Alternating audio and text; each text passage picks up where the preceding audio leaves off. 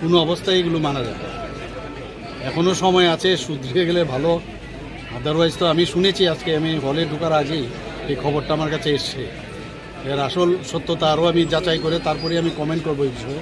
কিন্তু যা হচ্ছে সেটা ভালো হচ্ছে না, এবং মানে সংখ্যালঘুদের উপর যেভাবে ওরা অত্যাচার করছে সারা বিশ্ব দেখছে। আমি আশা করি আমাদের কেন্দ্রীয় সরকার এবং আমাদের কেন্দ্রীয় নেতৃত্ব এইদিকে নজর রেখেছেন এবং যথাসময়ে যথা ব্যবস্থা নিশ্চয়ই করবেন, এবং আমরা সেই দিকে আমরা তাকিয়ে আছি। আমাদের ত্রিপুরার যেখানে প্রশ্ন, আমরা 4 দিকের মধ্যে প্রায় 3 জায়গায় আমাদের বাংলাদেশের বর্ডার।